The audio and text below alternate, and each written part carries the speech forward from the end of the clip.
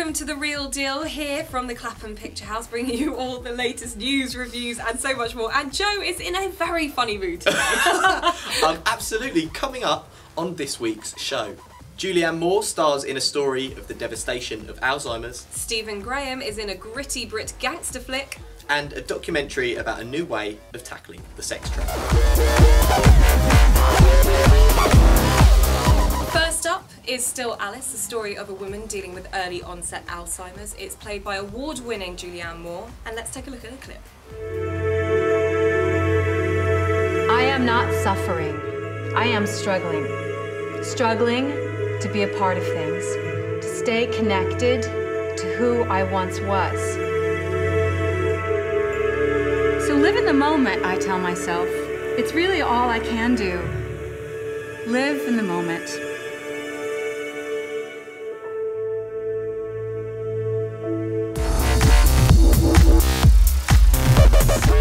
Still Alice. Everything around this film really has been about Julianne Moore's performance. So let's start with that. Okay, fine. Well, she does pull off a brilliant performance in this. There is a bit of a controversy in my mind about this performance because as brilliant as it is for Julianne Moore, and she's been nominated for an Oscar 4 times, you know, we know she's a very well established, you know, award-worthy actress in this. There was the snub of Jennifer Aniston in Cake. Okay, for Best Actress as well, and she didn't even get nominated. And sometimes I think the performance of Jennifer Aniston outshines Julianne Moore. Well, here's the thing, we've spoken about this before, haven't we? How people think Julianne Moore is an award-winning actress. Jennifer Aniston is something different, and I disagreed with that on a recent show. Yeah, but I just, watching the two films, that was very interesting. I'm not taking anything away from Julianne Moore, I just wanted to make that point that I found that as a bit of an area of contention. Now, what Julianne Moore does brilliantly at this is make this disease incredibly real and incredibly heartbreaking, and brings it completely to us as an audience to realise just the devastating effects, not just for her but as a family. What is great about this is that it is a powerful powerhouse performance that breaks down everything from the moment of finding out about early onset Alzheimer's to the breaking point of where she's at before she has to be taken into care. Now, that's an interesting period in which to cover this film, and there was a point in which I was like, oh, I want to see more. I want to actually, you know, I don't know, really actually want to see what the rest of her short life will hold for her. It's raw, it's gritty, it's emotional, it's a middle-class woman. She's a lecturer at Harvard. You know, she has this incredible brain. She teaches an amazingly high-end subject of academia, and yet everything that she has worked towards is broken down in a matter of a year or two. And to watch that is very hard, because you know it's real and it's something that happens. Now, Julianne Moore's performance is fantastic, don't get me wrong. The film itself is problematic because it centres so much on Julianne Moore that we lose the real kind of sense of where is this film going? What is it doing? It's got a great supporting cast of Kristen Stewart. It's got Kate Bosworth in it, and it's centered, and Alec Baldwin, and it's centered around the family and how they deal with it. And they are a busy family. You know, we've got doctors in this family. We've got a student who lives in LA. You know, and she's flying back and forth to Boston to see her mum. And it's like they're having Skype chats and trying to deal with it and trying to cope with, you know, that kind of breakdown from different angles. But it just sort of stops abruptly at the end. It kind of feels slightly unfinished. It's something that I think could have gone on a little bit longer and loses a huge dramatic effect as a film itself. There's a brilliant scene in the film where she is invited to a support group, and you know, she is someone who gives lectures. She's, you know, she's spoken publicly many times throughout her career, and then this is the most testing moment for her. She stands on a podium, and so that she doesn't forget her lines as she's going along, she has a highlighter, and as she's reading it, she highlights the line as she's going along. And she talks about her experience in a really positive light as a mother, as an academic, as, you know, a woman. And that's the bit that got me, that got the tears. I didn't cry a lot in this film, and I will cry in these kind of movies, and I wondered why. I wondered why I didn't so much, and I was moved by it. But it does hinge purely on Julianne Moore in this, and if you want to go and see it, I would. Whether or not it's particularly something that you want to go to the cinema to see, I'm not sure. I think it's one of those ones that you might stumble across in a later date and just check it out you know, on DVD. You Yeah. can have a look at that. But not to take anything away from it, but there's elements of it that I say are brilliant because of the lead character, but not because of the film. So, what's the verdict? What's the real deal? I think a powerful performance, completely award-worthy from Julianne Moore. The contention that I brought up at the beginning is just a note to see why one over the other couldn't have been put up against each other in Watch this both. race. They're both great. Yeah, they are both great. I would give this 3.5 stars to go and watch it. I think it's still a recommendation from us. You will want to go and see it because it has an award-worthy performance in it. But whether or not it's something that you want to get everyone together to watch, it's an important subject to watch, but whether or not you want to invest your time in a cinema to go and watch it, I'm not so sure. But Still Alice is still a good film. There you go, that's the real deal, 3.5 stars for Still Alice. And something a little bit different now. Hyena is a British gangster flick. It's tough and it's gritty and it's got Stephen Graham in it. Before we find out more, let's take a look.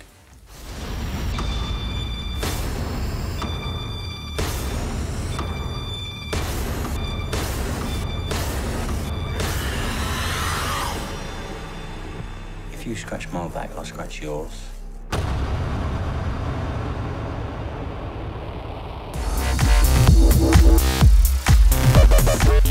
So that was Hyena, a British gangster flick. Boy, I'm expecting something different from this. Am I right? Yeah, Hyena. I mean, I used the word gritty in the intro because that is a catch-all phrase meaning everything looks a bit grey and miserable. Always looks cold. Standard London. Always looks cold. Also, you're not allowed to use a tripod. Everything has to be done a little bit shaky cam. Do you know what? It's fine. It's fine, Hyena. What's it about? It's about a corrupt policeman who is on a downward spiral, who gets caught between two warring drug factions, one Turkish, one Albanian. At the same time, he is pursued by his fellow officers for corruption, deservedly so, because he's on the fiddle. So unlike nothing we've seen before then. Yeah, do you know what? It's a familiar story. I suppose the thing they've tried to do a little bit differently here is, with a lot of sort of British gangster films, obviously the high watermark being stuff like Lock, Stock, and then down to things like St George's Day, which I like, I'm going to talk about later. It is sort of done very real. It's hyper-realism. Everything is a bit miserable. I mean, believe me, I'm giving up my my international smuggling career after this because it just doesn't look like much fun. Okay. Now, Stephen Graham is the headliner for this film. There's a bit of controversy about this, isn't there? I was saying, and we get a lot of sort of emails about interviewing people and stuff, and we've been asked to do interviews with Stephen Graham, and they're really pushing the film on Stephen Graham stars in. He's not in it that much. I would describe him as sort of a bit player in it. He's certainly part of the main cast. It's Peter Ferdinando's film. He is the central character, and it's good and it's interesting. It's very sort of relentlessly grey and miserable. The whole handheld thing feels a bit contrived as well. It feels like that's what's grating on you, is the effect that they're trying to create. Maybe it's just kind of a cliche bit of filmmaking. Yeah, it absolutely is. And do you know what? The story's not good enough, and neither is the overall performances from the cast, because there's lots of people who sort of pop up time and again in these films. There's a guy called Mem Furder who's in it, who's a really, really nice guy. I've interviewed Mem, he's a lovely bloke, and he said to me basically that it bugs him a little bit that his entire career has been built on playing thug number 2. Yeah. Unfortunately, in this country, we don't have those people who you put in gangster films who are great. We don't have that calibre of actor to play that role. It's just not there, and I'm sorry. And he's okay in it, but I mean, the performances by the surrounding cast let it down. It is a bit relentlessly grey, and I don't know, it doesn't grab you as a It story. seems like this is a bit of a trend because, you know, just earlier we were saying about Still Alice. You know, it's being centred around one central performance and everything else isn't quite living up to the mark. Now, when you don't have a film that is particularly well made in that mix as well, that's even more problematic. So what a shame. What a shame. Yeah, do you know what? I mean, it is a good performance from Peter Ferdinando. He's not someone who I was massively aware of. Stephen Graham's good, always. He's a great actor. That's always going to happen. It would have worked really well on television as maybe a 1 hour programme, sort of Channel 4, 9 o'clock, Sunday night kind of thing. That's great. Cinematically, doesn't really do it, and I don't think it grabs you enough to hold up to feature length either. It's hard to put your finger on it, but there's something missing. There's a spark missing from this film. So what's the real deal?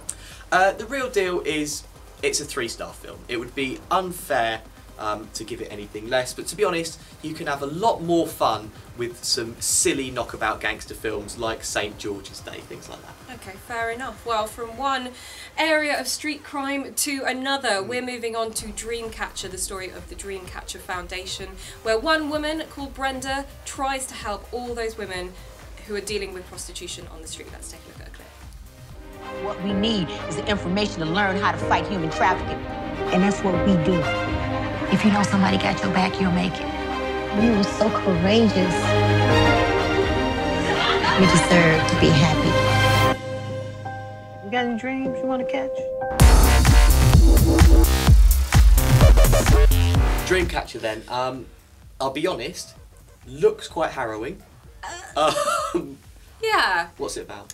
So it is about the Dreamcatcher Foundation, which is a foundation made up from women who used to be prostitutes, and they have obviously moved on. They've managed to get out of the game, and they are now helping other women in lots of different ways to try and better themselves. There are a lot of women featured in this documentary that are, you know, having problems with drugs. They've had problems with their family. They've lived abusive lives, and they are constantly, you know, living a life which is based around prostitution rings. And this is all within America.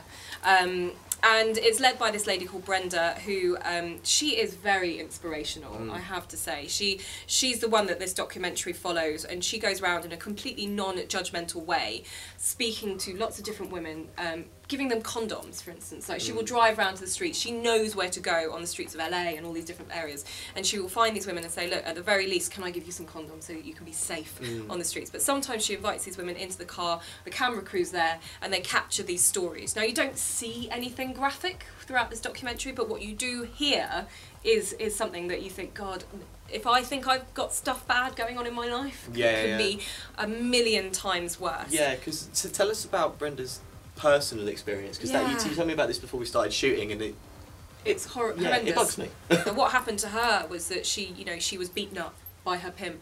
She was beaten up by her husband. She was, she's had all this kind of stuff, and eventually she was dragged along the ground by her pimp and along the floor, and her face was scraped off to the extent that it almost came off, and she's over time had lots of facial reconstruction to be who she is. So she wears a wig, she's got very big fake eyelashes and stuff now because she's covering it up, and it's I wouldn't have noticed. Like, they've done such a good job that I wouldn't have noticed, but when she talks about it, and she talks in such a stern, kind of matter-of-fact way about it, she saves all of her love for all the women, and I think that's great. And there is this kind of element where these ladies are telling you their stories, and they almost seem so unreal, and how can anyone go through this? And that's what really captures you about it.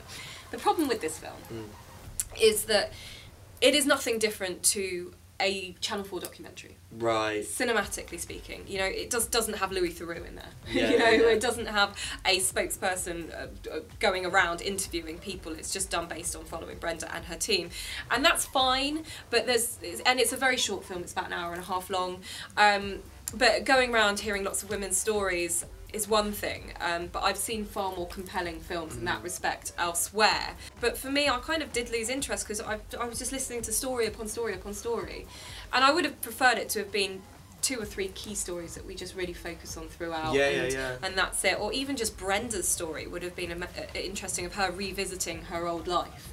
But do you know what? I think it's a good cause. I think the Dreamcatcher Foundation is a brilliant thing, and I think I wouldn't have known about that if I hadn't have watched this. So in that respect, it's good. Whether or not you will be rushing out to go and watch it, I probably don't think so. I don't even think it's going to get a huge release. It isn't one of those things. It's something that you might just stumble upon and watch. Okay, so undoubtedly an important film, but what's the real deal? So the real deal is that it's something that highlights a huge problem in the US at the moment, and it is, always has been, probably always will be, but it's good to make us as a wider population know about this. Whether or not it fits into a cinematic format, I'm not so sure, but nevertheless, I think it's worth a watch, so 3 stars. And finally, what's the film of the week, do we think? Film of the week. I don't know. I think still Alice has to get it due to its award-winning, outgoing. But they're not particularly strong this week, if I'm honest. Yeah. So that's it from the depression special. Yeah. I suppose. Sorry. 3 absolutely depressing films. But hey, that's what it is. Sometimes you get these weeks, sometimes you don't. Absolutely. So that's it for this week's show. Thank you so much for watching here at the Clapham Picturehouse. And as always, for more film news, reviews and loads more good stuff, check out The Real Deal on film.com. And if you, yes you, I'm talking to you, want to get in touch with us about absolutely anything, then it's at The Real Film Show on Twitter. Now we're going to be taking a little bit of a break here at The Real Deal, mainly because I am off to the home of film, Hollywood itself, to go and check out some lovely film news and opportunities over there, so don't be too jealous. We'll be back in a month. Yeah, but don't worry, I mean, if any of you guys need me, I'm just going to be sat right here in the dark at the Clapham Picturehouse. Waiting for me. Waiting for Bex to come back with a single tear rolling down my face. But do keep checking out the website and the Twitter. We'll keep you posted and we'll be back very soon. Bye for now.